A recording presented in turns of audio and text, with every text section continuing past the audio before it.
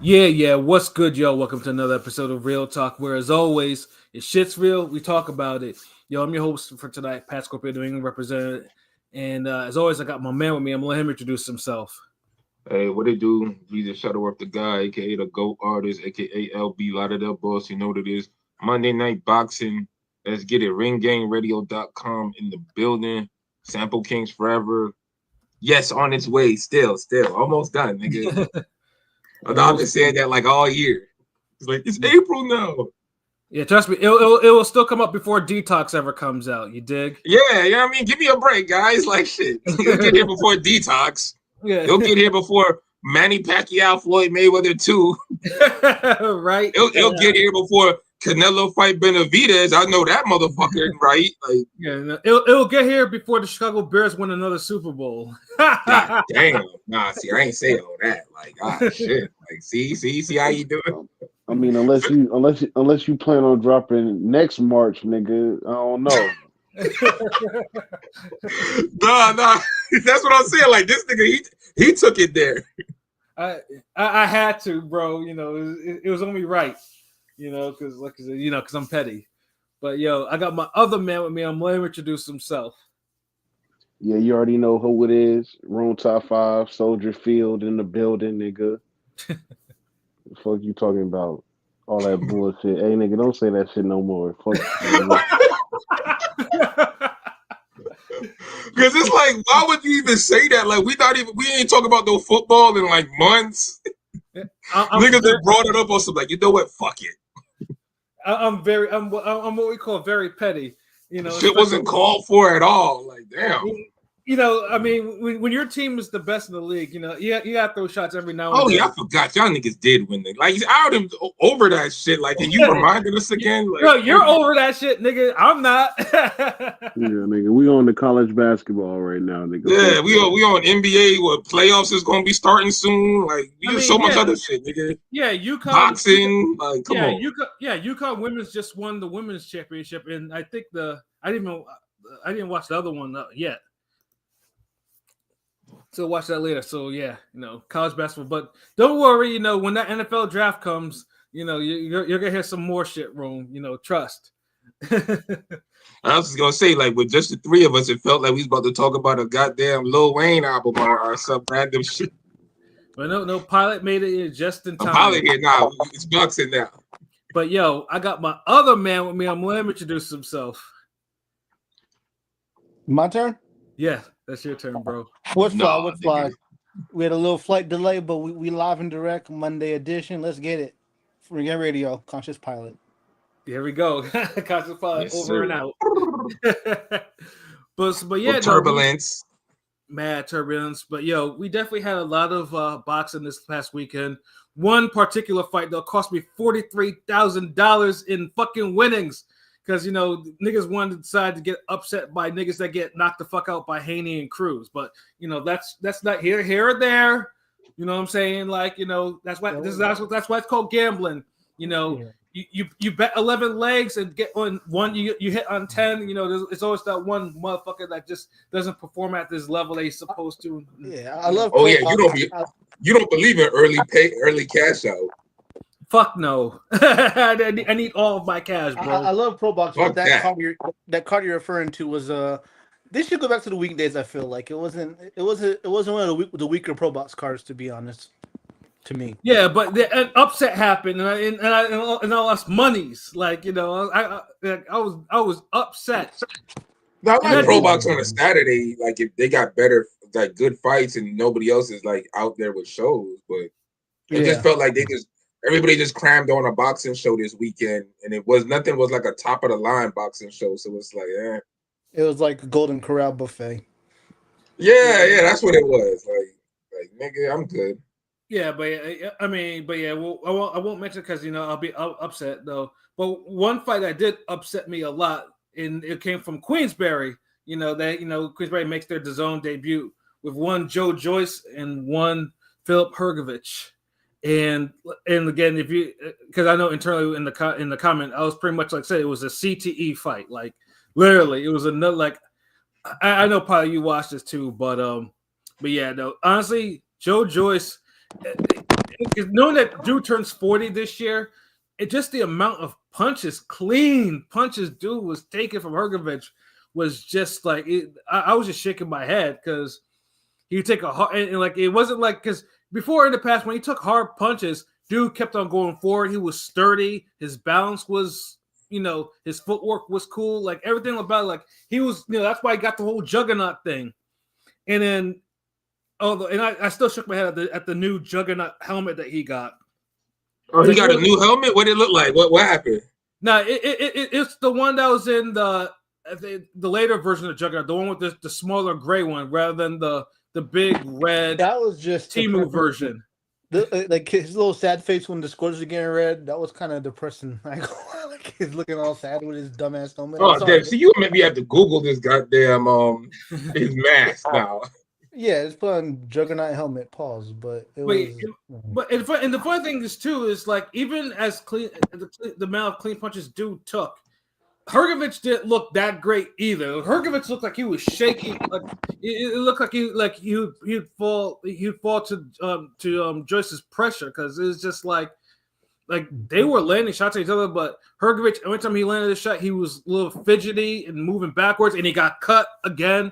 Like Joyce managed to open him up. He didn't hurt Hrgovic's power, like because he's accurate and he lands a lot, but like he don't hurt anybody at the top level. It feels like I don't know. Maybe I'm tripping, but like hold on, is this the one with the movie mask, the smaller one?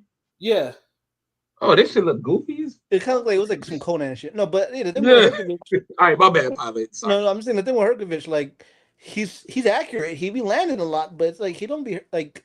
There were some shots that Joyce was able. I mean, I know Joyce does have a chin in a sense, even though Zhang cracked it. But just like I don't know, Hrgovic's power at top level don't seem like it's there at the highest level. I mean, he did, but he did hurt Joyce a couple of times in that fight. Like he did.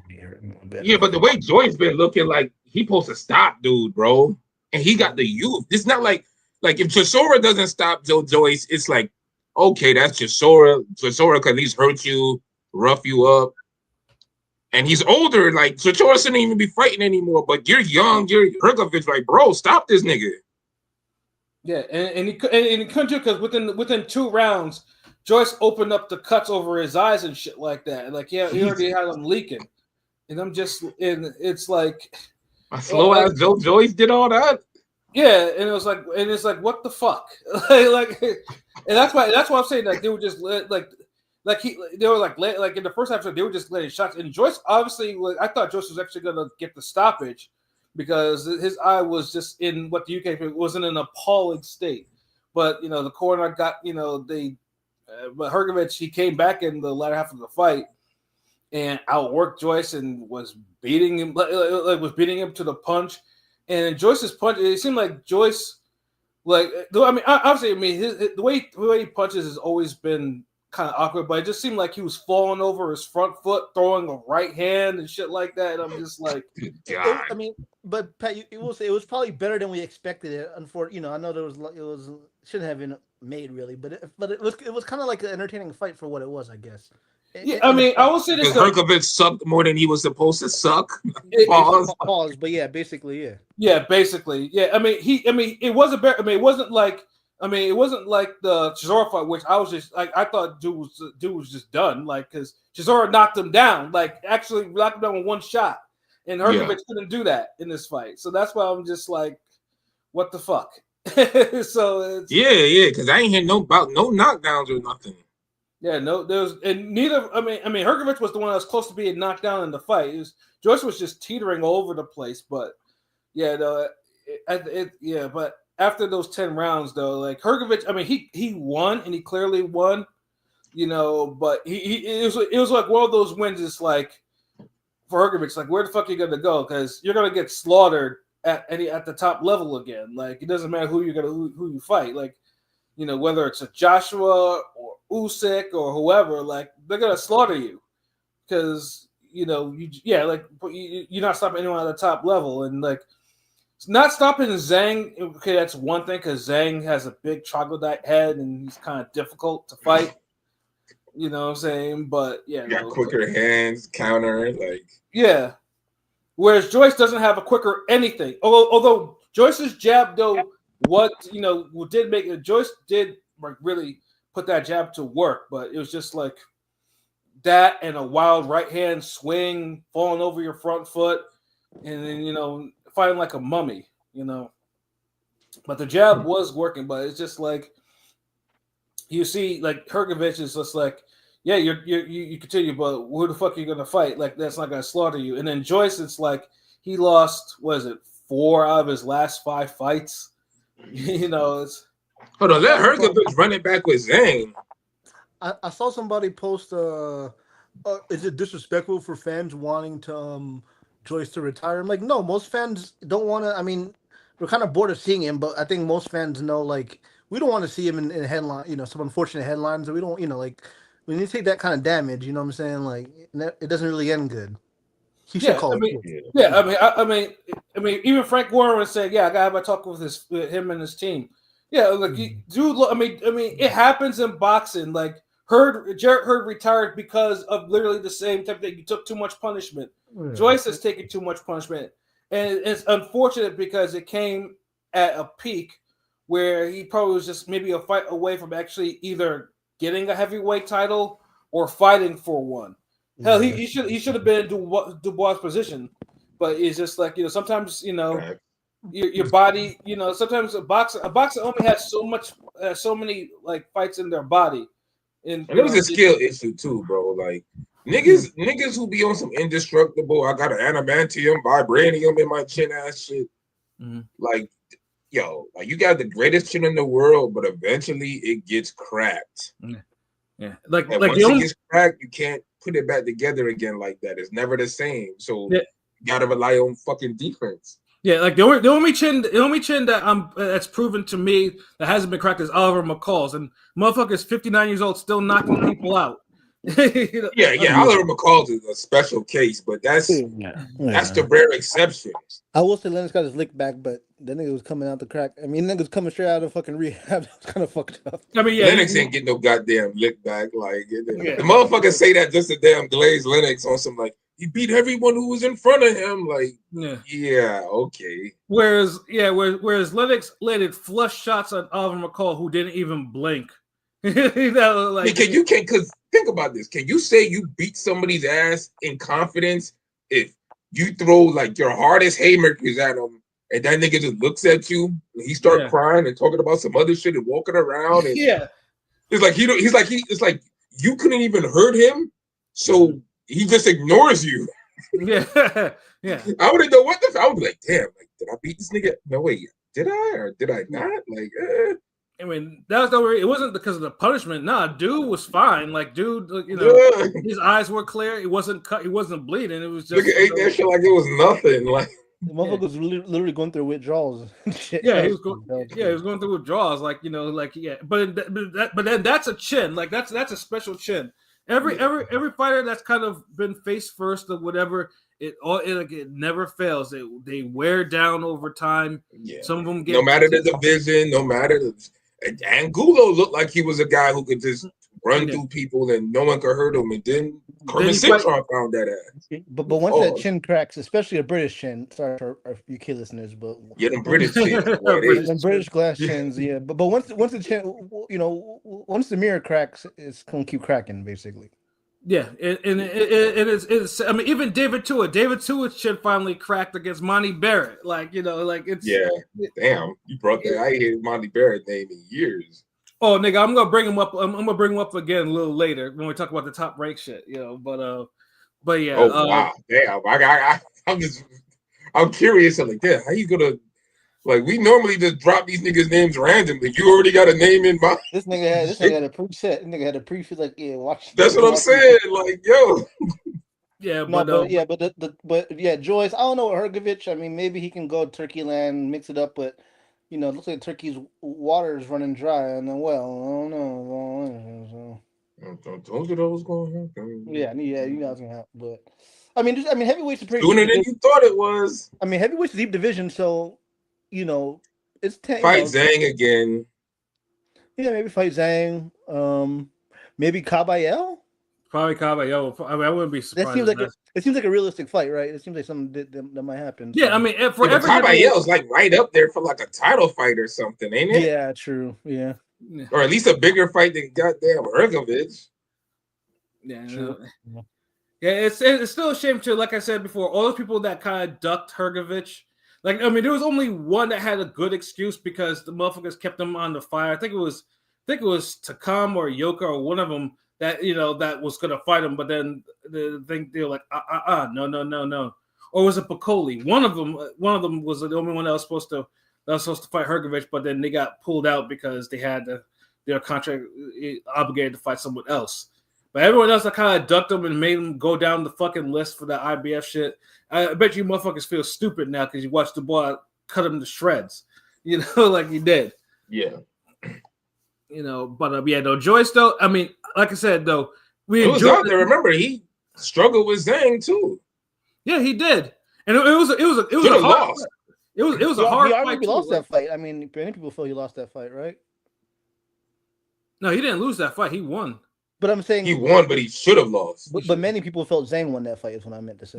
Yeah, that's what I'm saying. Like, I felt like he should run that back. Like, right that wrong. Yeah, but with those heavyweights, because Jalalov even on the Janabek card, he struggled against some butterbean nigga. You know what I'm saying? It's kind of weird. Jalal was supposed to have next. So he spent. I mean, his problem is he spent. He likes fighting in the Olympics more than he likes fighting pro. So you have your bad Olympic habits, you bring it to the pros, and you fight mid. So that's the problem. He's just trying to keep Omaha out. So what the fuck, Omaha? What the fuck is this? Like, bro, chill. Like, yeah, but yeah, Joyce though. Yeah, I mean Joyce. I mean, we all enjoy watching him fight though. But yeah, it's clear that he needs to step away before either that, or if you're gonna try to rebuild him, you have to give him some real CD level fighters that he can knock out. And if he's losing to them, because the difference between him and Hrg was losing to some pure C levels. Whereas Joyce is losing to notable fighters in his division. Let's get Wilder. Let's get Wilder versus Joyce, or I'm just playing. No, but put Joyce like in a back end role, pause like a put him in some sort of help him out, do something with out the ring. But we don't need to see him in the ring no more. Yeah, I mean, because it's good to point. Like he's gonna be 40, and this is that's the whole thing about turning pro late too. Like your shot basically like he has quality wins, but like that the odometer's reading like it's done, like he's finished. Not boxing is what have you done for me lately? He ain't really do nothing lately. So and like Pilot said, we don't want to keep seeing him in marquee slots. Like we don't need Cambosos at heavyweight. Yeah, exactly. Damn, so the people are done with him now? Even the people are done with him now. But I think it's more so like hang it up. It's like I hang it up compassion. now, man. I think it's more so compassion for most. Like also we don't want to see it's more compassion. It's like not compassion if you say I don't even want to see this nigga fight nobody. I mean, on no it's cards that are decent. That's not compassion. That's like, yo, nigga, just hang it up, boy. You miss your dream. Like I mentioned, we don't want to see no Crispin Wall, Jermaine Taylor shit. We don't want to see that shit. Yeah, that's the thing though, because if he fights decent people, he might get fucking his head cracked, and it's like nobody wants to see that. So like, if you're gonna have Joyce still fight, then hey, you gotta go back to damn D-level fighters and let him get some confidence. And do it the old school way and build yourself up. Like Joyce, you probably need to fight 3 more times this year and fight, the cannon fodder right dudes. And if he on some Jared Hurd shit, then get him out of here, let him retire. But if he could beat them and get back to his winning ways and kind of seem like, okay, maybe I could beat a Hrgovic in a rematch, or I could beat this guy, or I could be competitive, or you know what I mean? Then go ahead, but they gotta talk. They gotta do something. Yeah, because dude right now has a journeyman record with he's like 16-4, 15 knockouts. That's a journeyman record. Like you don't want to like he's on a slide and you're not doing anything. Throwing him into hard fights is not gonna do anything but just put more mileage on him that he doesn't need. Yeah, and we just don't need that. The heavyweight division has already been pretty good. Like. We don't need a black eye with Juggernaut getting his helmet knocked off and some shit. Like, bro, like, oh, hold on, let me see. Clear, what it do? What up? Good evening, Ring Gang. Hope you all had a great weekend. Yeah, my weekend was straight, bro. Appreciate it. Chris Brand, salute. What it do? Hype for boot Stanionis. That's Eddie's black car. Oh yeah, no, we'll definitely talk about that. Yeah, we definitely talking about that. Like, bro, you just stick around. We got you. And what up, Rob? Salute. What it do? King P, I see that you on, bro. What's good? Yo, what's good? Chilling. But yo, before we move on to the next fight, yo, what are your thoughts on Joyce and Hrgovic? Both them motherfuckers need to retire. I told you. If Hrgovic struggles with Joyce, yeah, let me know. Pack it up. And that was like the most fucking 115, 113 fight I'd seen. Like, you know it's bad when you got King P saying this. That nigga said this was like the perfect 115, 113 in this fight. Yeah. Like I said, it's a CTE fight. Like, I mean, imagine if that shit, it was just like without no knockdowns or whatever like that. But yeah, it's just like Joyce, we appreciate what you did. You know, you have quality victories. You know, like, and you know, you have more wins over heavyweight champions than Wilder does. You know, you did in I know you would throw that in there. Yeah, in a third of the fights too. So yeah, like, you know, bro, yeah, you can hang your head high on that one. You know, and Hrgovic, well, we'll see what you can do, but yeah, at least he beat up Wilder in sparring. I mean, that counts for something, I guess. So. Yeah, he did do that. So those clips were circulating again, and I'm just like, damn, Wilder. Yeah. Like, bro, what's going on? So yeah, I mean, you got that going for you, I guess. So yeah, I mean, it's one thing too. Is like, it's one thing to get outboxed by David Haye, who's probably a style that Wilder will never ever beat. But Hrgovic stood in front of that dude and punished him. Yeah, like punch back. Like, yo, he was looking like that one dude that you sent me with the bare knuckle highlights. Oh yeah, and the dude was kicking like some bombs. Like, bro, like I'm hearing like the knuckle smack on his face. Like, nigga, like you got your hands up, you keep touching. Like, bro, throw fucking back. Like, yeah, nigga had that David Tua ass shit.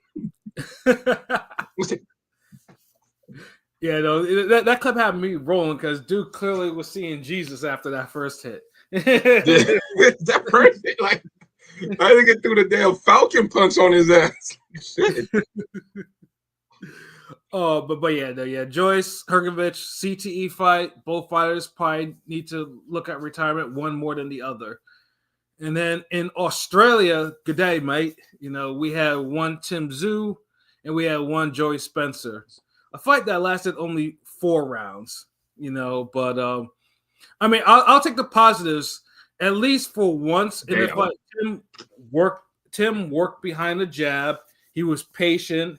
You know, he got caught with some shots, but he kept his cool. Still lacking. That shit's still lacking, huh? Did he look bothered by the shots he got caught? No. Okay. I mean, if he did, just wasn't. Yeah, that's why I picked. Yeah, I was gonna say if he was bothered by the fucking punches that Spencer was throwing, that was all the more reason to fucking pack it up. Nothing in that fight, or even the Thurman Jarvis fight, nothing tells me what happened in nothing. The Thurman fight showed me more, bro. Like them combinations, like the clip I seen of Tszyu, nigga still don't bring his punches back to his fucking face. Well, it's Joey Spencer though. He didn't respect after some. It don't matter. Like if you gonna make those fucking mistakes against Joey fucking Spencer, and remember this is a Joey Spencer that you was gonna have 3 Australian judges for. Yeah, like he was wilding hard, yo. Yeah, so come on, like I'm not out of line saying that shit. You can't be just punching niggas. Didn't I send you a video where the motherfucker fought somebody and he got on the ropes and he just started doing a bag routine and then the nigga just said bow. Yeah. Like that's how I mean, from what I saw, Tszyu was mixing up the body shots and the head shots. I was like, okay, but all his punches were coming back here. The fuck is this? I mean, I get it. Because dude was landing some pretty hard and fast combinations of Joey Spencer. Like he had Joey moonwalking, and once he got him on the ropes, he started punishing him. Yeah. All it would take is somebody to just when Tszyu start gets it in his rhythm, step back and launch an overhand. Fuck it. See, I thought Joey quit for a second. I didn't see the angle of the towel, but no, he didn't quit. He was trying. Yeah. Like the ref was like, fight back, and dude would be throwing like haymakers, like. He tried. No, he tried, but I didn't see it because from the first angle you don't see the towel, so you think he walks away. You know what I mean? Yeah, I think he saw the towel, but he saw it. So he saw something. He saw the light, the tunnel, all that. But he was getting bop for a long ass time. Pause, yeah, he was like, that's why Tszyu, like, okay, look, I broke you down with the jab. I moved forward on you. You started moonwalking. You ate some you ate some right hands. Now it's time you to get the fuck up out of here. And then, for all the. For all the judges shit you put me through, and he got him up out of there. Like that's the thing. Like that's how he should have been behaving. Not no fucking. Well, I don't know. We'll get 3 Australian judges. We'll have a dingo, a wallaby, and a kangaroo. Fuck out of here, nigga. You don't get the fuck out of here with this bullshit, nigga. Like, stop this dude. This is Joey fucking Spencer. Yeah, like no, yeah. If the nerve of you needing to stack the cards against him. Yeah, like if Tszyu actually went the distance with him, I would have been upset and worried. Like at the same time, like Keith Thurman still gonna knock the shit out of this dude, though, man. Yeah, see, I mean, both fights. I mean, the Thurman fight showed that at least what Thurman was prior to the injuries. That that the combinations dude used to land, like was, the ability was still there. Now, the only thing I say, and I fucked with Keith's comeback performance. He still looked good. The only thing that I kind of am about is I don't think I know. Keith's reflexes aren't what they used to be. Like, he's lost a step when it comes to reflexes. I can see that. But then also the rustiness. He's older. I could see that, but damn, like if he lost more reflexes than Tszyu ever had to begin with, though. That's true. But it's a crazy 15 months can make, because 15 months ago, even though we're all Terminators, I think we would have favored Tszyu strongly, right? I mean, we would have favored Tszyu. I have to just off activity. But now it's a close. I mean, I'm sure the odds come out Tszyu will probably be a favorite, but it won't be as wide as they used to be. Pause. Yeah, because I don't even know about that. It feels like it could be a 50-50 fight. Yeah, this is a 50-50 fight. Yeah, it used to be 60-40 for Tszyu, maybe 70-30, but yeah, that shit's over. Like Joey Spencer's okay, to come back and get a win, but you're not gonna get the most resistance from dude like that. Yeah. Either way, with all Tszyu's flaws, he punches extremely hard. Like and that seemed like the only thing he can do. Yeah. Like that's probably the thing that's the thing he got from his father. He punches extremely hard. Now he doesn't have his boxing or his defense. God forbid. Fuck no. Yeah, no. Tszyu actually improved his defense after he got knocked out the first time around, and it got to the point where he wasn't really landing on dude like that. So, or at least not getting punished back. Where, yeah, Tszyu. I think Tszyu probably really needs to go tap in on his father's, his father's defense is fine. Like, it can only help him because he will need that against but he needs to watch defense from a guy who kind of fight more his style. Like him and his father don't fight alike. And if he tries to fight like his dad, he's even more crude than his dad, so that's not gonna work. Yeah, he'll get bodied. Like it's like trying to make certain fighters train with Virgil Hunter, and if you're not like a cerebral thinking guy, you're the wrong person for Virgil Hunter. Because he'll turn you into a goddamn, he'll just turn you into something completely different. And if you're an explosive guy, Amir Khan, be explosive. Yeah, Amir Khan, a perfect example. Or even I know we talked about it before, like even Eubank Jr. and his father. They don't. Eubank Sr. was a technician and a killer. Yeah, Junior relies way more on his athleticism. Yeah, too much. Yeah, and no boxing brain whatsoever. You have that, and you were trained by Roy Jones. You still can't use your brain, but that's here or there. So that's frustrating. But with Tim still has time to actually kind of tap in with somebody who just needs to teach him some stronger defense, like make him more defensively responsible. Like I mean, it was cool for Joey Spencer because Joey Spencer is not anything really, but it basically was just a type of victory you needed him to get, like a good victory on Australian soil. You know, Tim's other half was just like relieved. Like they had the camera all on her talking because she was like, "Thank God." Like, come on, like you go home after that, and did you see your wife looking like? Yeah, but I mean, but like I said though, but you know, Tim was like, you know, send the contract. Thurman, you send the contract. So one of you niggas best send the contract so we can get this fight in fucking July, my birthday month. So I want some fights in my birthday month. God damn it. Keith Thurman ain't fought twice in 2 years since. I mean, had to be what the Manny Pacquiao year. Since 2019. Yeah, 2019 was the last time Thurman fought twice. Well, he needs money now, so. Yeah, and he wouldn't have if it wasn't for the money that was being offered for the Pacquiao fight. So, he really shouldn't have but whatever. But at least he take the fight. Unlike somebody like what's his name, your boy Shakur Stevenson. Anytime it seems like a fight is up, like it's always something in money with this dude, man. So I don't know. Well, I mean, at least with that score, at least the WBC now ordered the fight, so you know. Yeah, so it looked like we might actually get it, but I think they're trying to do a better split. They wanted 55-45 or some shit. Yeah, for Zepeda. Yawn. We've seen WBC order plenty of fights and nothing. Like Zepeda, bro, you lucky you get in the fucking fight. I ain't gonna lie, there's some tactical ducking. What'd you say, King P? I said yawn. We've already seen the WBC order many fights and nothing come to fruition. I'll believe it when something actually This is some tactical ducking. That's all it is. This is some real tactical ducking, man. Like I just don't feel like none of these niggas really want to fight each other. Yeah, nobody want to fight. Shakur Stevenson, there's too many fights that just ain't happened with this nigga. Everybody's playing a high tactical game of fucking chicken right now.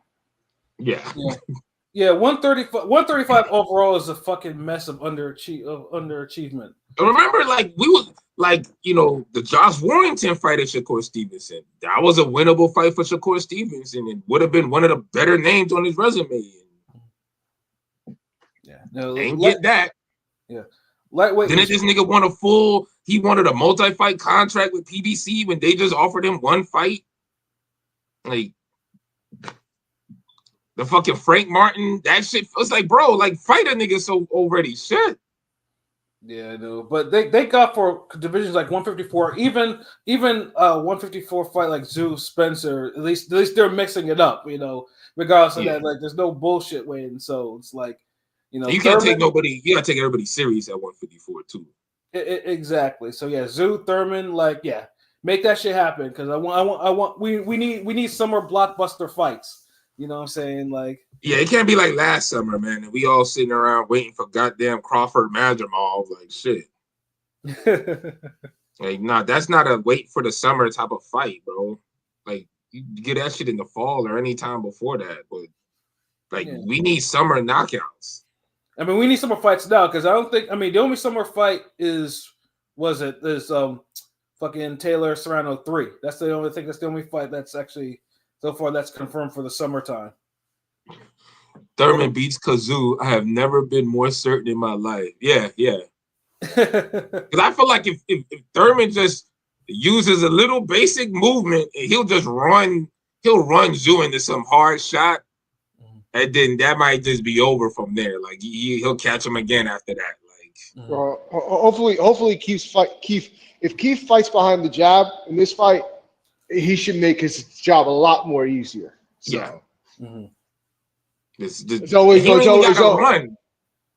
though, well, which Keith are you going to get? The one that fights behind the jab or the one that's just going to wing left hooks and uppercuts? All right. Wild right hand.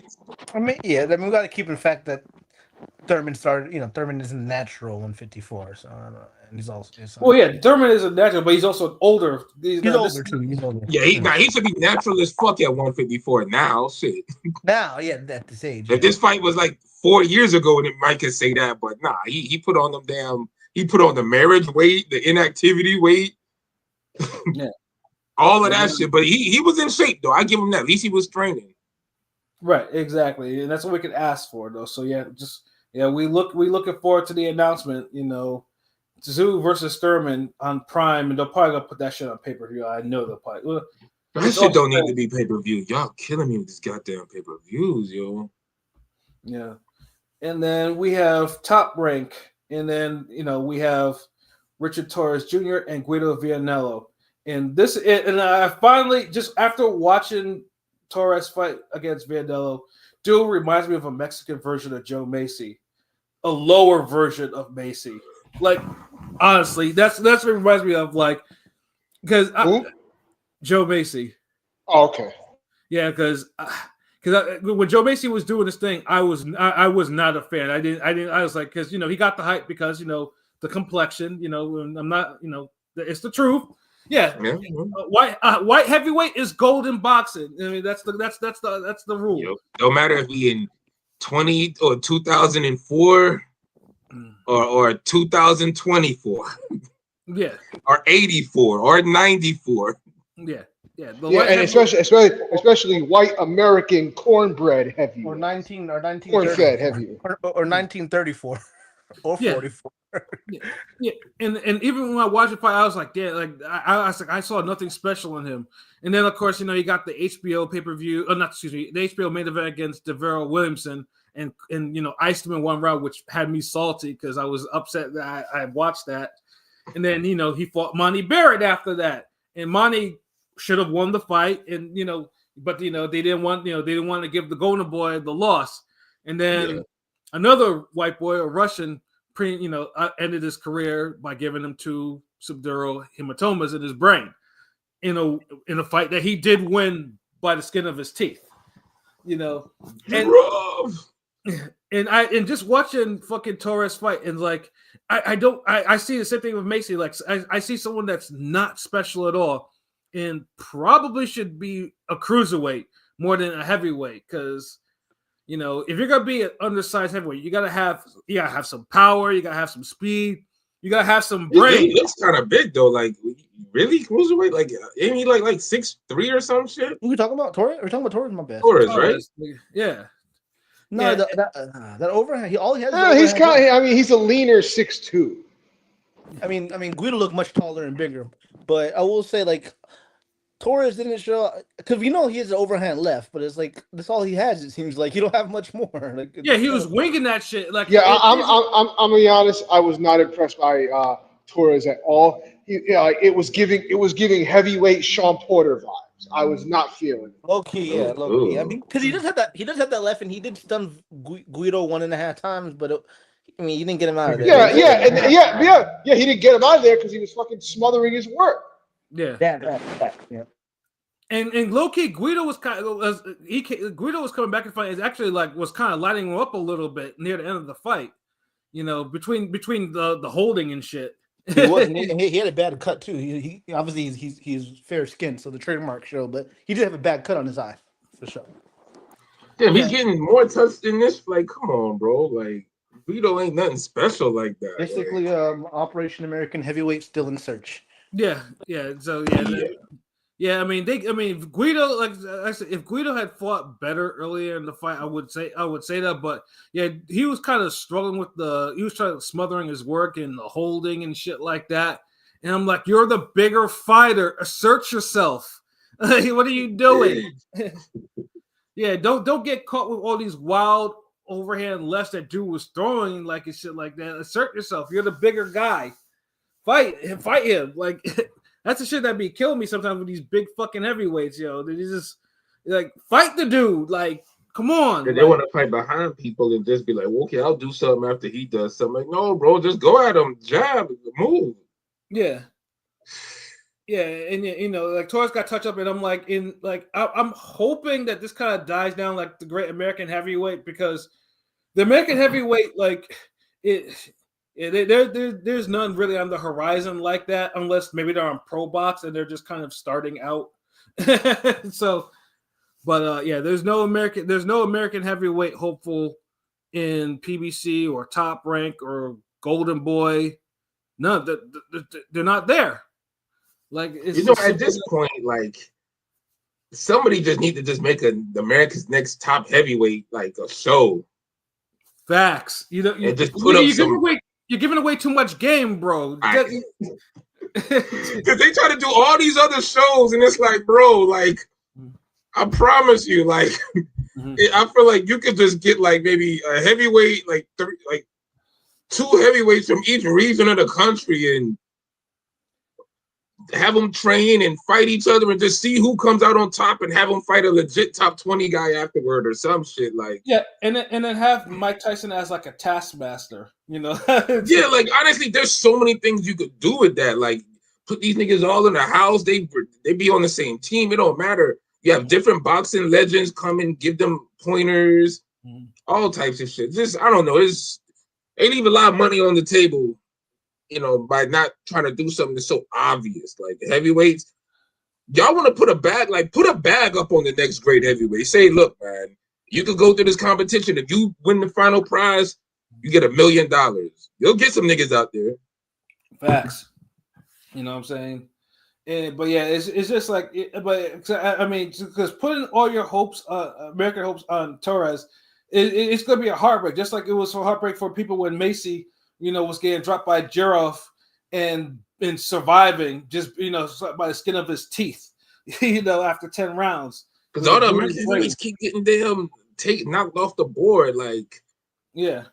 Like the Dreamland, shout out to Jeremiah Milton. Shout out to Dreamland. Like he got knocked off the board. Like tough loss. That was a tough loss. Tough loss. Like he didn't really look like how he was supposed to look, and he lost to a guy who was super fucking beatable.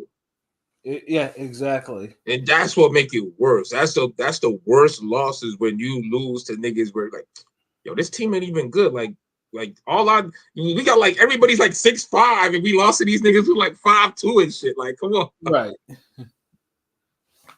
So yeah, like them to basketball terms, but yeah, like nah, like honestly, they just need to stop with the heavyweight shit. You either gonna do a show or just step back from it and let somebody organically buzz by themselves and see who cream rise to the top. Fuck it. Yeah, exactly. Like, I mean, Torres can have a decent career, but you're doing him no favors, like making him some sort of like a great Mexican hype or whatever. Like, you know, you're not doing him any goddamn favors. You need to say, I'm not trying to be the face of heavyweight boxing. Yeah. Also Anthony Edwards shit. Yeah, I mean, yes, Jared Anderson is a dud, and who even knows what he's doing like that. But you got Anderson. I'd pick Anderson if his head was in the game. I'd pick Anderson to beat Torres.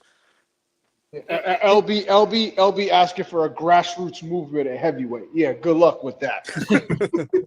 That's why I suggested the show. Like they could boost it. There could be something. There's an incentive out there. They could do something if they wanted, but if not, like it's not even going to be a grassroots heavyweight movement. It's just really going to be one motherfucker in the grass somewhere that just emerges.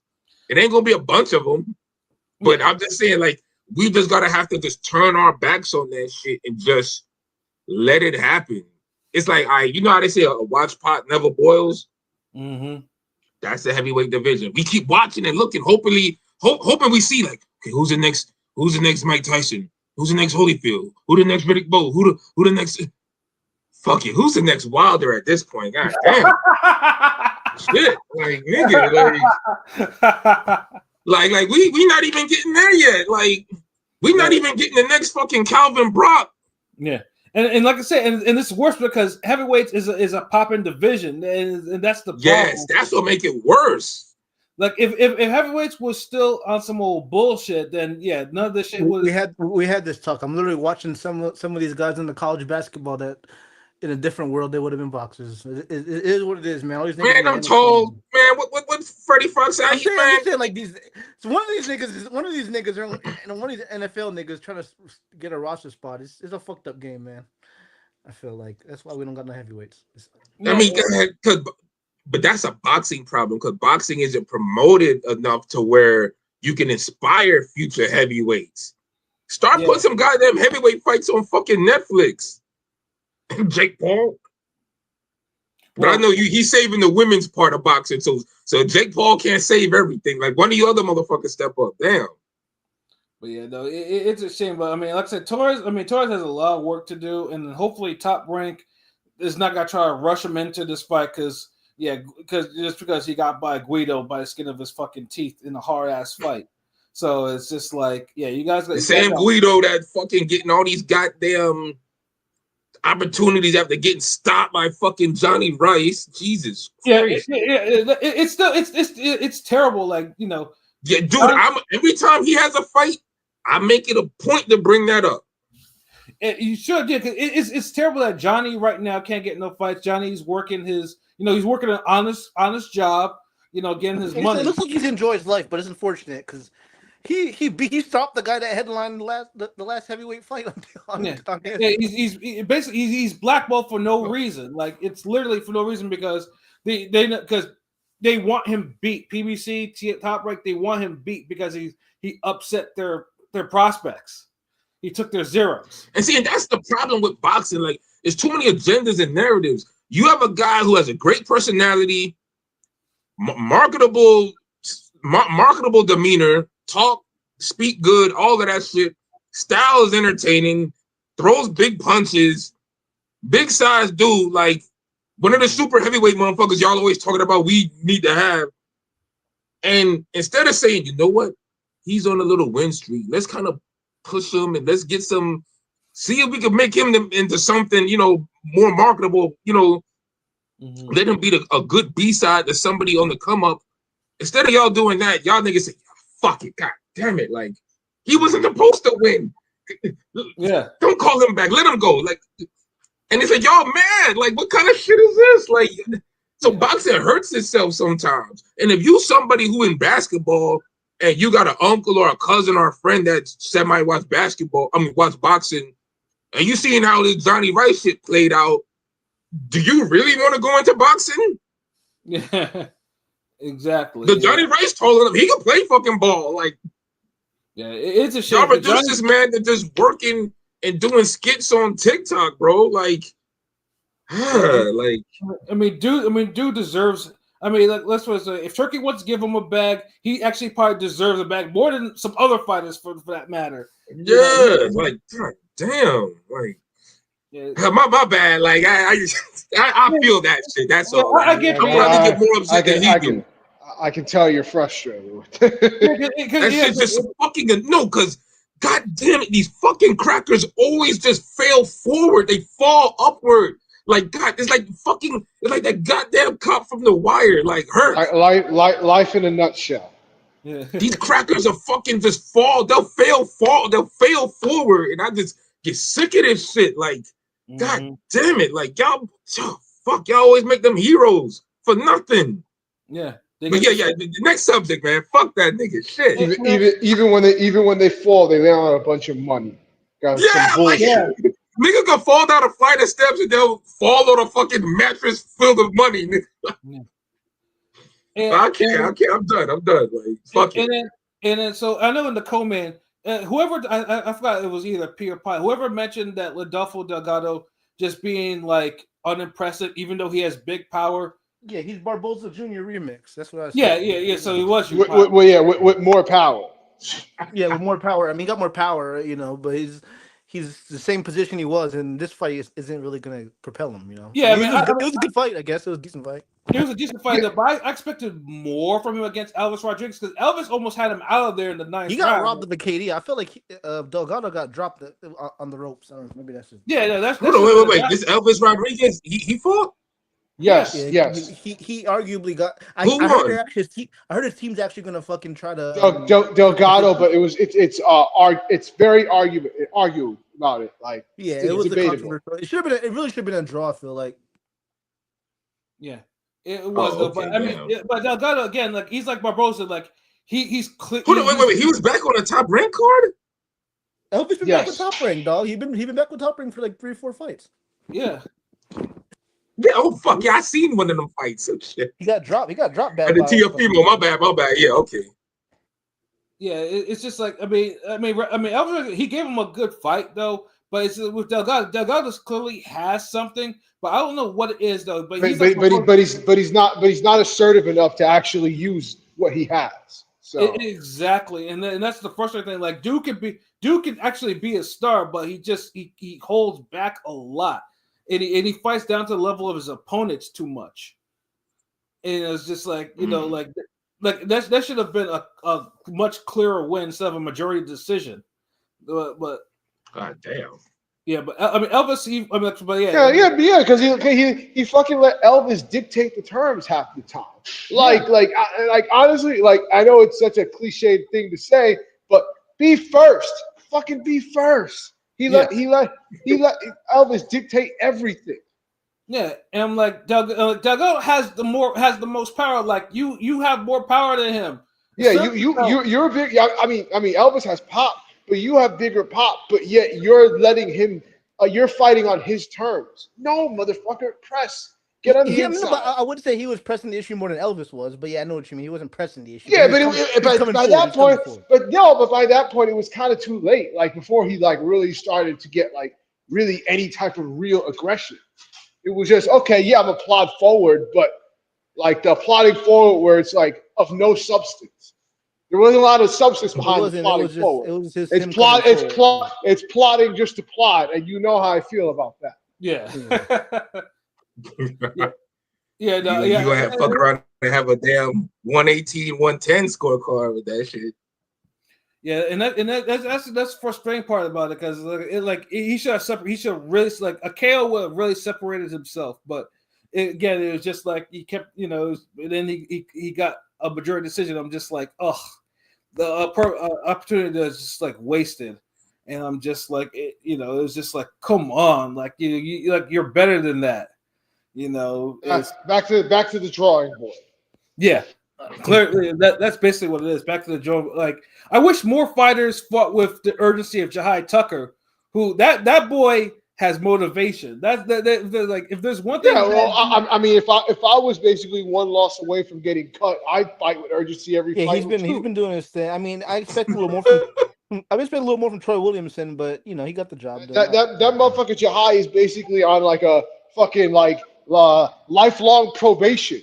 He's on a final written warning. The nigga's on a final written warning. Well, Pat called them shits pink slip fights.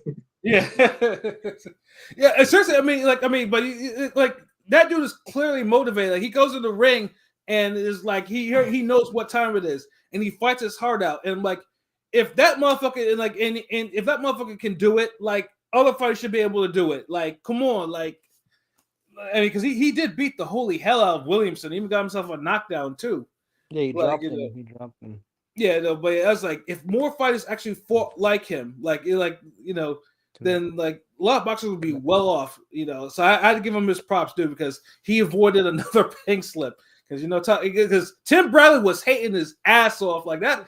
Tim Bradley. There's a clip. It's like 3-minute clip of like a different fight. Tim Bradley's hating on this. When is this motherfucker gonna get his fucking virtual green card? This motherfucker's on his Beltron shit. Like, you got to fight for a fucking green card every fucking fight. Like, goddamn, give him his long-term deal. Yeah, give him some security. But the fun things too. How they trying to keep him hungry? I mean, it's sick motivation though. But Bradley keeps shitting on him too. Like he says, like I'm like he basically, yeah, you should be doing this. I'm like, Bradley, you didn't do any of this bullshit when you were fighting. Yeah, I know, bro. Bradley. You had 12 kills in 31 fights. I'm saying you're Hall of Famer though. But I mean, come on, man. Like you can't say Andre Ward do the same shit. Press the issue, but you got 50% KO ratio. I mean, exactly. Yeah, he's worse than Bradley with it because at least Bradley had mixed it up. Like Andre Ward, like no, bro, like. Not only you can't punch for shit, but you don't want to mix it up, and you can't recognize when a motherfucker getting jabbed to death. Post-all Ramirez. So that nigga shut the fuck up. Real talk. Can I get my told you so about Abdullah missing weight a little bit? Abdullah Mason. I'll say this though. Offensively, that dude is deadly. He swings wide, man. He swings a little wide. It's a little concerning. I ain't gonna lie. His defense is starting to concern me a little bit. But he hasn't had anybody. I don't think he's respected any of these guys to even be more defensively sound. This guy was like a featherweight. Let's see him fight somebody that he'll get some respect out of. I mean, he already fought a Dominican fighter that knocked him on his ass twice. So that's the thing. And that guy was a featherweight. That guy's a featherweight too. Yeah, that should have told him like, yo, you can't take anyone just lightly like that. You got, I mean, yes, you're tough, but you can't be just taking some random ass shots like he does. And it's not a concern me though. But his offense is mature for his age. Like that dude's offense is like veteran almost. He was keeping his hand up more so this time, but still, like he swings so wide at the elite level, it's gonna come back to cost him unless you got to tighten it up a little bit, literally. He did, but he beat dude's ass though. There was no question about that shit. And that guy went the distance with Espinoza. I mean, Espinoza's 126, whatever. The tall ass nigga, tall ass featherweight champ. But still, it's still a good win for the young kid. The kid just turned 21 that day. He just turned 21. So I know Marquise wanted me to mention that Abdul Mason still needs a barber, even for that new haircut he had and all. Damn. Yeah, no. I mean, hey, like sometimes it just bees like that. Maybe he just wanted to keep it rugged for this fight. But yeah, Mason though. I mean, I still think Mason is. I think we all think Mason is a future world champion in the making. It's only a matter of time. He's probably gonna get a title shot probably the next year or two. If even that. But yeah, though. Yeah, Mason. Yeah, but yeah, Mason did his thing though. So I can't hate on him though. But yeah, because it's like, but yeah, soon, yeah, you got to up his competition a little bit just to make sure he understands that you got to protect his chin more. Yeah, I mean, I will say, like I was going to say before when you said like his offense, he is very aggressive on offense, and he definitely like has no issue just letting his hands go. So I'll give him that. Yeah. Yeah, and like I said, I mean, like we just talked about fighters asserting themselves. That motherfucker asserts himself, so it's like, we can't hate on niggas that are asserting themselves offensively, But it's just his defense. He just needs to tighten up just a little bit more, so he's not suffering flash knockdowns from check hooks or wide left hooks and shit like that. But yeah, I think that's really all to mention on the top rank card. And Bradley needs to stop paying before Bradley gets the pink slip like Ward did for not being a company man. Seriously. Yeah, enough of this card. Let's get into the real shit now, man. Fuck that fight. Yeah, but yeah, you know what we here for, bro. Yeah, finally we one big card this weekend. And the fight that was probably the most anticipated fight in the first half of this fucking year. Of course, we got unification at welterweight. We got Jerome Boots Ennis, and we got Eimantas Stanionis. IBF WEA welterweight title unification in Atlantic City.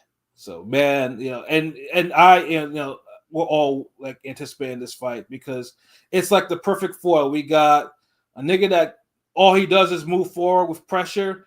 And then we have a fighter that's kind of slick and then throws hard combinations and bunches and shit like that. It's gonna be it's a good contrast fight because it's not gonna be like Boots and Karen where Karen is just as slick as Boots or maybe slicker and people. I don't even know if I want to call Boots slick anymore. If it's slick, it's with a lowercase s now.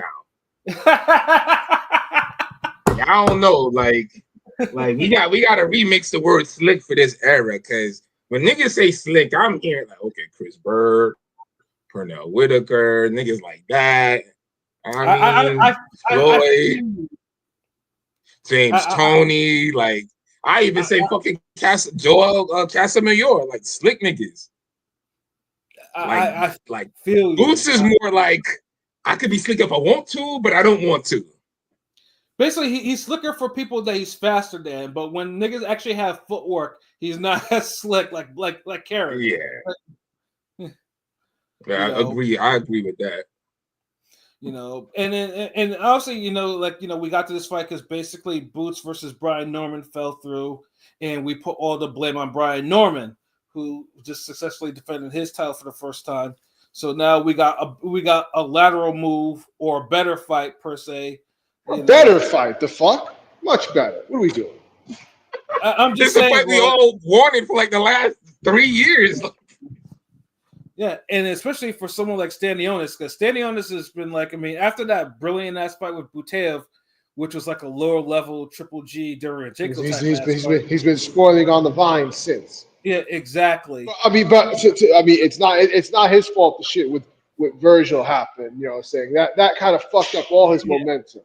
Yeah, that was a whole fucked up thing. Like, it was just like, that was an anticipated fight. That was supposed to be like one of the fights, and hopefully they do run it back in the future. Another hero put hands on Virgil instead.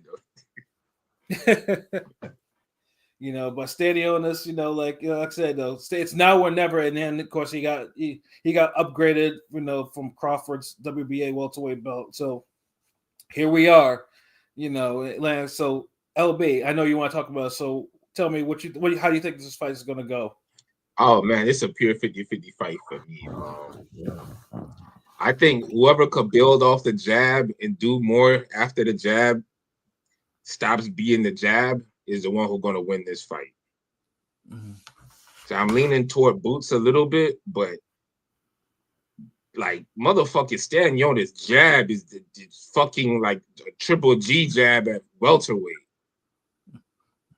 Yeah, and he moves, and he's a pressure fighter on top of that with a jab. It's not a whole lot of those. Well, too bad he doesn't have triple G power. I mean, his power is different. You don't have triple. How many people have triple G power though? And we'll see about that triple G chin. We'll see about. I know. I'm just saying. I'm just saying. You mentioned triple G jab. It's a shame he don't have triple G power to go with it. I'm just saying.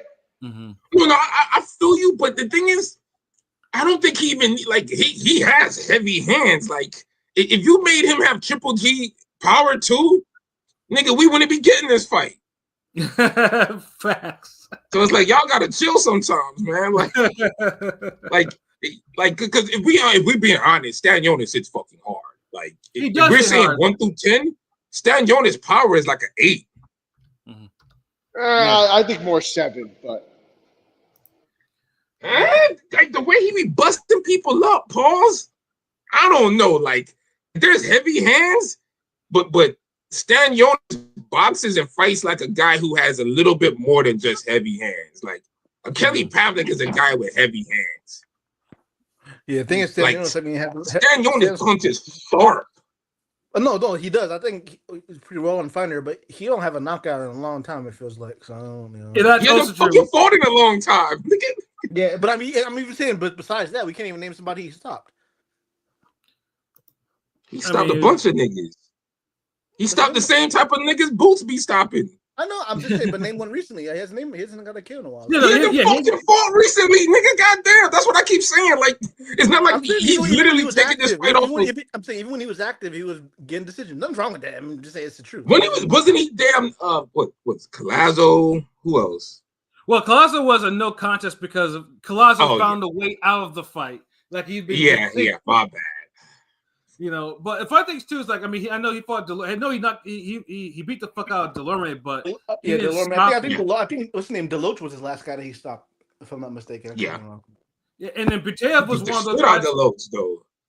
And Butayev though was such a hard fight. Like Butayev's only fought like once after that fight, like that because that fight was so hard. Like no, but that Butayev one was the best welterweight win for a while, you know what I'm saying? It felt like it was like that. I mean, and that was on a preview too. That should have even been on a main card. Nigga, that's some. Oh, we don't even get free previews like that no more, man. Yeah, I'm saying like. That would be a main event anywhere else. PBC was like, "Fuck it, here, y'all take this. Yeah, y'all got it." And it was a hard fight. Hard. Them punches were pop, pop. Yeah. Them shits was sounding. But I just feel like fucking like Stanionis. He doesn't. There's like different types of punches. Like Boots hits harder, but I don't even think Boots is like a 10. He's like a 9. Yeah. Because he has like the explosiveness to go with it. So he's more of a one punch guy than Stanionis. Yeah. But Stanionis he's faster too. So the hand speed to go along with the power. And honestly, neither guy's a one punch KO guy. You seem like, to be honest, right? That's what I'm saying, especially when they get against like more solid people. Because if Boots was honestly such a crazy puncher, motherfucking goddamn what's his name? Karen went the distance twice. Mm-hmm. Yeah. So I just think Boots got the power over him, and he got a few other things, but yeah, he's going to still have to jab and engage the man somehow. And it's like I don't remember Boots fighting somebody where he got to engage a nigga who's damn jabbing like that. Yeah, and I also too think. I mean, I also think that Boots will probably fight with a little bit of a chip on his shoulder because, like I said, after that second Karen fight, Philly was not fucking with that dude. Like they was booing. Like I could tell Boots felt some type of way because it was like maybe I need to go to 154. Like dude was like dude even knew that he laid an egg against a guy that dumbass fight. Yeah, it should have never happened, and it happened, and it was worse than the first fight. But was it more entertaining? Yes, but it wasn't supposed to be more entertaining. It was not supposed to be at all. It was supposed to be like, all right, 6-7 round knockout type shit. Yeah, it was supposed to be. Well, you finally improved on cutting off the ring. You closed in the walls and the spaces on this dude, and you stopped him. Y'all wasn't supposed to go back and forth for fucking 12 rounds. Yeah. It was. Like he made this guy look like he was a tougher fight as Boots. I used to get the trolls nonstop tagging me about Boots ducking Bub. Ever since that second Karen fight, I ain't heard that shit once. So that's all. That's all I gotta say about that. Yeah. So that's where Boots. I think Boots needs now. That's why he needs to regain his standing because because standing. Oh wait, hold on. Man, keep crazy. Don't forget Boots fall under the IBF rehydration clauses. There is no 10-pound rehydration. That's what I was gonna say too. So we all salute, that, man. Keep crazy though. Salute. So he's definitely gonna have the advantage. No, he's definitely gonna have the advantage now, especially with him being the bigger guy, and then you don't have to rehydrate. He can rehydrate to whatever. Oh yeah, he gonna be on demon. Yeah, he's gonna be on. Yeah, no, he's gonna be on demon time. We expect that. But I don't know. That's what I'm saying. We expect him to look. Oh yeah, no, Boots gonna be on demon time. He should be, but I don't. It's not a guarantee. He should be. And Stanionis this is a live dog fight. I don't think you're gonna get rolled over. You know what I'm saying? Stanionis. No, because it's like Boots got to push this dude backwards. If he can't get Stanionis to move backwards, then this is gonna be a hard ass fight unless he planned on sticking and moving and running all night. Yeah, because Stanionis hasn't been really backed up like that at all. Really, like he's yes, for real. And I think Boots is gonna put that to the test. Because this ain't Yippin' Nets now. Yeah, this is Stanionis. Yeah, I mean, looks like One Punch Man, but doesn't fight like him.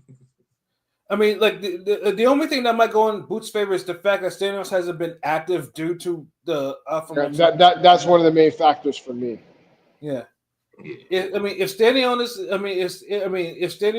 because even that Maestro fight, like the first one, Stanionis got a little bit tight, even though he was putting foot to ass. And I was like, yeah, you can't. Yeah, it took him a little while to kind of get into that fight too. It took him about like 4 rounds to kind of get into it, and then he started beating dude ass. But yeah, like he did get it like noticeably, like one of those like Adonis Stevenson, like God damn, I'm tired of throwing hands on this motherfucker. Like go down, like fall. Mm-hmm.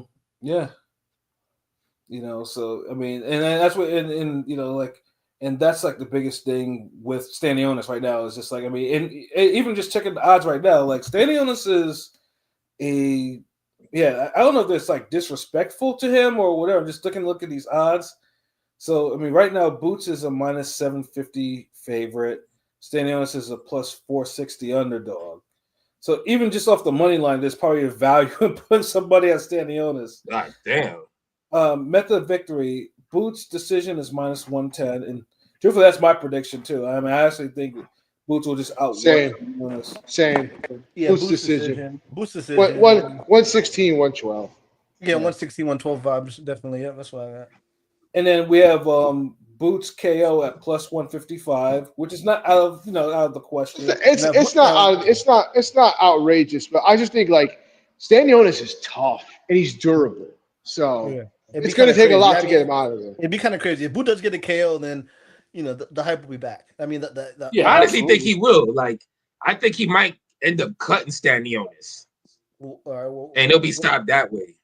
Okay. What round? Like late in the fight. like 9 or 11. Or I say something? around like 9 or 10. Yeah, if a KO happens, it's going to be a late stoppage. Yeah, but yeah, if Boots gets him out there in like 1 or 2 rounds, and then I'm gonna be like, Ooh. okay, That's you fucking back. crazy. He Yeah, on that's- track for fighter of the year. Yeah. Hey, He Ron, do what that. about you? What do you think for Boots and Stanionis? Probably fell asleep. Oh well, I guess you'll give your prediction a little later. All right, so for a draw, we have a plus 1900, Stanionis points decision plus 650, and Stanionis stoppage plus 1100. So yeah, then it's not bad at all. Those are not bad. And then the group round bettings are also kind of crazy too for Stanionis. Like, geez. Like a late round 10 Stanionis stoppage in 10 through 12 is plus 4300. And Good God. yeah, I'm saying like the odds for Stanionis to the point where for a 50-50 fight, it probably makes sense to kind of put some money behind. Like if it didn't put any money behind it, like they should. Whereas if Boots had the same type of prop, it's plus 750. So they must. I mean, Stanley, it's definitely got a chance. Like, yeah.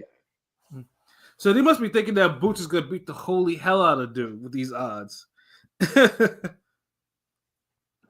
Yeah, but then you know how they get that shit wrong. Like, I just feel like this fight is going to be so even that no one's going to really break away until like maybe the 7th round or something. Right. Yeah, this is yeah. I mean, but at least the fight that don't go to distance and the over unders are kind of normal. Like under 10.5 is plus 164. Go to distance plus 134 for no. But yeah, no, yeah, everything else is just kind of like it's normal, normal odds though. But goddamn, like if anyone put a late round money on a late round stoppage for Boots for 4,300, nigga, I would gamble on that. That's still a return, you know. But yeah, no, I think we're all waiting for this too. It's just like, you know, I'm just surprised they're doing it in Atlantic City and not like Philly or whatever. Well, I was just about to ask you where they having it. You said Atlantic City? They can't keep spamming Philly. They got it's down the road. It's not too far. No. See, this is the thing. You spam it when you have good opponents. Oh yeah, this fight should have been in Philly. The Kelly fight should have been somewhere the fuck else. Fair, yeah, that's true. That's true. Yeah, I mean, like the first fight, okay, Philly's like, okay, yeah, we got you. You're like, it's good. The second fight, you're supposed to stop niggas. You don't stop niggas, and niggas will leave without acknowledging anything. Yeah, I guess Atlantic City's more neutral than Philly, so I don't mind that it's still upper East Coast, North. So yeah. But that is that's definitely a hell of a fight, and I'm making sure too. There's no one's gonna bother me that Saturday evening. Like I got no plans. I'm gonna be chilling there. Yeah, that's the fight I've been looking. Other than any announced fight, that's the fight I'm looking most forward to. I don't think this one I'm. Yeah. And also too, this also has a good co-main with Ray Ford and Thomas Matisse too. That's a really Matisse is. Ford gonna put his foot in his Matisse ass. got robbed against Rocky Hernandez. He was winning the fight in Mexico, and they called some bullshit ass technical decision, and they gave it to Eduardo Hernandez. It pissed me off so bad watching that shit. Yeah, because bullshit. Rocky couldn't continue from the quote headbutt. And then he it wasn't a headbutt, and then he fucking won. And then he fucking won on the cards on some bullshit. That was some bullshit. Yeah. Mexico, because they were like, wait a minute, we're not gonna have another nigga beating Rocky Hernandez in Mexico. 2 niggas beat Rocky Hernandez. In Mexico, fucking. Damn, Mexico becoming the new Germany now with these decisions. Low key, yeah. Now before we need Ford to get back in motion. He was most exciting fighter last year, arguably. So hopefully that was late edition. So hopefully it's a good fight though. Boxing needs a good double header. You ain't gotta watch 15 damn fucking Jobber Festival fights. I just want to see a couple good ass fights. Yeah, and also on there the Christian Carter Arturo Popoca fight is also really great too as well. I mean that's going to be a slugfest. And then of course we have whatchamacallit's cousin Shakur's cousins, Akeem Moses on there, and Amari Jones. And then speaking of Amari Jones, and then this is how I know that I don't know who does the matchmaking for Matchroom, but I thought they would have learned their lesson by who they picked for Berlanga's opponent. I get it. Amari Jones, it's his second pro fight. He's the one that got the KO recently, right? Because there's the one under Haney, the other Amari Jones. This is the one that got the knockout, right? Yeah. On the debut? Okay. Yeah. But now he's facing a 13-5-2 cat named William Jackson, who has a let's see. Okay, his last win was in 2014, and then he didn't fight for 3 years, and then he got a draw, and then he didn't fight for another 4 years, and he's lost his last 3 bouts. So I'm trying to figure out where did they be finding these guys? Like this is fucking nuts. Because I was like, I look at this. It's a chitlin circuit right there. Yeah, and I'm just like, God damn! Like you're putting a guy who hasn't won a fight in almost 11 years, and it's just and he's 0-3-1 over the last 10 fucking years. Like, yeah, they be having some weird ass, they be finding some weird ass cats like this, to be padding the records though. But I guess you gotta get the pro wins where you gotta get them, Yeah, I think the only low light of this card is Gyasov. That's actually is on this card too. Yeah, I think that might be a piss break fight for me. Like, because me and P. Honestly, me and P saw him in fucking New Orleans, and he stunk it out there. And yeah, I don't want to give him another shot. Fuck him. Not interested. So. But yeah, no, it should be it should be a really it should be an entertaining night of fights. And I know Eddie needs a US Matchroom card to kind of trend. So this is a fight that should do it for him at least for Saturday night. But yeah, no, I'm looking forward to that. And I think we have a poll before we get up out of here that we need to do. Let's see. Oh, Blazing Killer, what it do? Salute, Blazing Killer. Yeah, because at 12 I'm trying to be out. So we got like 12 minutes. Hold on, let me see. What was the poll? Let me see. I know we had the Baumgartner one last week, and we got the Shakur Stevenson one today. We could do that shit real quick. Okay, all right, real quick. So we did ask, do you think Shakur Stevenson priced himself out of a Williams Zepeda fight? Got 16 votes at Ring Gang Radio. Check us out at Ring Gang Radio, Twitter, and everything in between. But we got 44% saying no, 25% saying yes, 19% that he always does this, and 12% that maybe. I voted he always does this, but so okay. did I. Yeah, I feel like it's a common theme now. Yeah, like I mean, because Shakur's going off that Turkey promised him this fight, and Oscar is like, well, he didn't want this fight, and then Zepeda doesn't look like he's very eager to take any type of title fight right now. It's 135. 135 is a mess, But Shakur, I'd say Shakur right now. Shakur got a lot of money for fighting Padley. On short term. He was just bragging. That's like that paid in full scene where he was like, I can smell like money, nigga. You don't want bragging about how much you made for Padley. Clearly got overpaid for that shit. Yeah. And this is the thing, when the boxers get overpaid, they never think to themselves like, yo, I got overpaid. They really think they earned this shit. They really think that, yeah, I should make $5 million against fucking Padley in the goddamn desert. Yeah, but it is a cause of concern though. Turkey seems like he's cutting off the water well, right? He ain't giving out money like trick or treat. He got to make room for the TKO shit. Yeah, and then it's like Shakur Stevenson has been hurting his own brand for the last couple of years. Like he's more known for running his mouth and not giving out good performances. Now, the Padley fight wasn't bad. That was actually a good performance from him. It was a decent performance, yeah. Yeah, but but Hadley kind of helped with that, and then it was a fight no one looked forward to. It was last minute shit. But it was too bad. Stinger, he had the 2 fights at home, and where niggas was falling asleep, and this last fight, Top Rank was showing niggas leaving the stadium or leaving the arena, and that's his hometown. You know what I'm saying? Like it's just so it's like you can't be like, yeah, he sells tickets, this, that. He's talking about, oh, I'm popular on Twitter. Yeah, but it's like only your fans really speak highly of you. Like the rest of the boxing world, like they're not into that. Like you haven't crossed over, not even in the boxing world. It's like I see how niggas get at Tank, but at least he has the casuals and he has his stands, and you got a few boxing people who object and fuck with him. But the general consensus, yeah, Tank need to fight better people. But Tank is knocking niggas out. He's had great action fights. Shakur's not giving you none of that.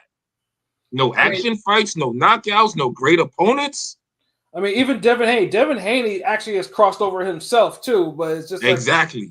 I mean, why Devin Haney gets hated the way he does, that's a whole different argument. It's a whole conversation don't really want to have tonight. Well, but let's be honest, Devin Haney gets more buzz for his fights than Shakur Stevenson ever does. I'm going back to the Kambosos fights, the Lomachenko fights.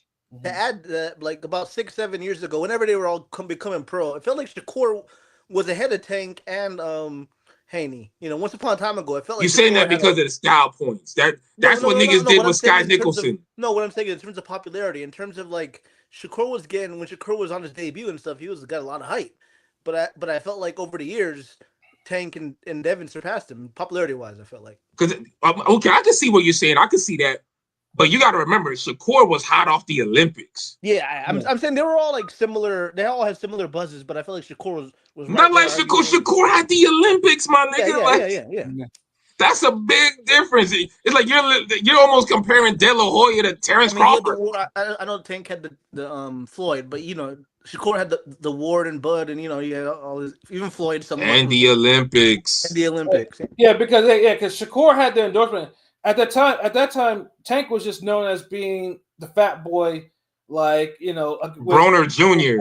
Yeah, Broner Jr. Yeah, there's a video on YouTube is pro debut. Adrian Broner's little bro getting ready for his debut, in his Tank. So. Yeah, like that's what Tank was looked at. Once Tank started knocking niggas out and becoming his own man, then that shit kind of changed, and especially when he started taking his career serious after the Gamboa fight.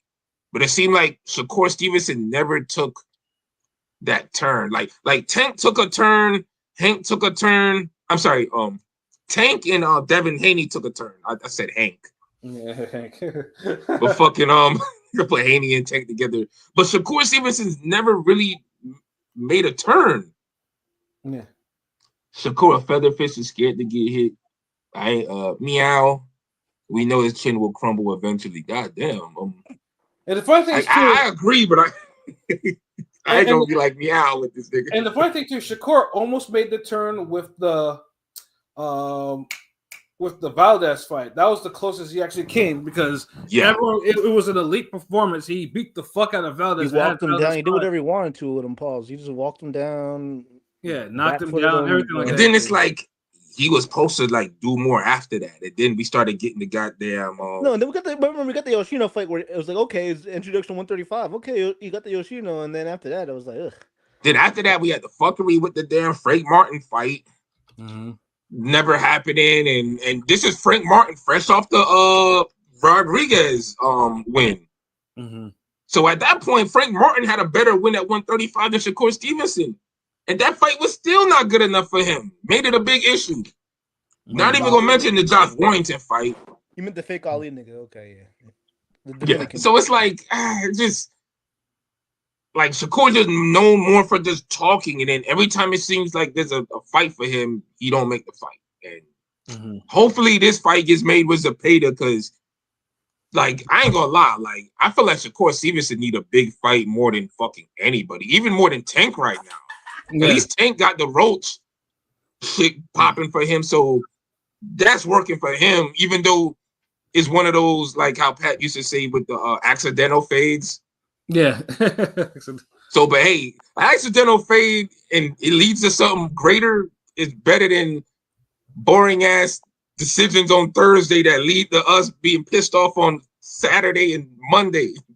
Yeah, because he's still that Dos Santos fight. He's never gonna shake it up unless he runs it back with dude and actually really beats him.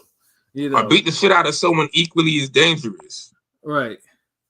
And he hasn't fought a dangerous puncher like in a while. I mean, Valdez might be the last dangerous puncher he's fought. Yeah. I mean, between that people say Edwin, but I don't, because he got the rail stoppage. But come on, I mean, not really. But people hype Edwin's power. Well, I mean, we didn't have that Shakur was running away from Santos like he can't. Yeah, he didn't want to engage. That was a bad look. It wasn't footwork. It was and low key that was like 115, 113 around the board. So that was a close. It was a boring ass fight, but it was close in a sense, like scorecard wise. If you're throwing 8 punches around, you shouldn't have no close fights at all, unless you're Roy Jones in the Montel Griffin fight where you throw 7 punches in a round and one of those 7 knocked the motherfucker down. But Shakur Stevenson ain't no goddamn Roy Jones. Of course not. No. He damn sure ain't fucking Pernell Whitaker, despite what he says on Twitter. Shit. Yeah, fuck no. No, he ain't no sweet pea, nigga. But bring up the Baumgartner shit real quick and which one? We'll jump on that and then we good. Well, hold on, you bleeped out. Say it again. Oh, my apologies, bro. I was saying bring up the Baumgartner one, or if not, I'll bring it up because I know that was a little. I gotta scroll down a little bit. If you get there before me, let me see. Okay, I got it. All right, this is Pilot. We got 17 votes, 2 days left. Now that Baumgartner's next fight is on Netflix, do you think she can surpass Shields as the face of women's boxing? Yeah, 17.6% voted yes, 52.9% voted no, 17.6% voted she already is, and 11.8% said maybe. I voted yes. What's y'all? She can, but she has to put it's the Netflix is not going to do it. She needs to do a lot more. Yeah, the Netflix is a start though. Like it's a good boost, but you're right. That can't be it. You got to be more. Got to have better opponents. This is a good look. Mm-hmm. Yeah, I think I voted no, but I will say there was a time where right before she could pop for the dirty shit, she had some buzz. Like she was walking around. She was buzzing. She was getting buzz. Like there were little girls in the crowd, like like looking at an idol for her, wearing the pink and shit. You know what I'm saying? She had a little light skinned black girl Barbie thing going. Cause obviously she's fine. She got a good look on her. So it's like, I mean, everybody loves pretty face, right? Nice body. So, but. Yeah. It's a little late, probably. I mean, she can. I think she. Because she folded up her own momentum, but she could turn it around with the Netflix. All she need to do is knock a bitch out. I mean, because the 2 girls main eventing her after last hole in the course. You know what I'm saying? So she got a chance for sure. Yeah, but she got to get a knockout. I mean, hopefully this girl doesn't have the girl got a face on her both. She don't got a chin on her. I saw that poster. That girl got some. But I'm just saying, like. Yeah, no, it's possible. Like I said, she has to do more. Like if she has like a shitty ass fight on Netflix, then it's not gonna really help things. Like Yeah. But I like that MVP Most Valuable Promotions was giving her like top notch commercials and promos. Like I thought that was great. Like you need to see more of that. So they're doing the right thing. They see that she has potential, and I like that. Like I appreciate them doing that. And more companies need to do that too. Like, put a little extra effort in the promo game. Like, like little extra. We're not saying you got to make a goddamn the turkey movies and shit. But damn, y'all could do this type of shit. Like, come on. So that's my whole take. I expect a documentary. Netflix is gonna put out something for these women. I assume. Make sure Baumgartner gets some shine in that. Well, yeah, this is a Matchroom where they're gonna just interview the motherfucker who sorts the mail or motherfucker who goddamn the janitor or the secretary. No, like. I feel like if Jake Paul does a boxing documentary, he's going to feature fighters. Hopefully, I don't put nothing past nobody, but imagine a fucking Matchroom documentary and all it's about is goddamn her and employees. Like, I don't give a fuck about that. You Brits kill me with that shit. Like y'all be trying to make the everyday worker like the a superstar. Like no, like you trying to have a laugh. Like this shit's not funny. Like you don't put this shit on some fucking boxing. But yeah, that's all I got to say. I got to be out, like y'all. Word. So yeah, so this is a good show and whatnot. So yeah, tune in on Thursday. We'll have a music show for y'all, for sure. Yeah. So for myself, Pat Scorpio, the New England representative. For LB Shuttleworth, the God, the Go artist. For King People, Dagobee, for Conscious Pilot, and for Rome Top 5. This has been another wonderful episode of Real Talk. Where as always, if shit's real, we talk about it. So until next time, peace. Tell everyone.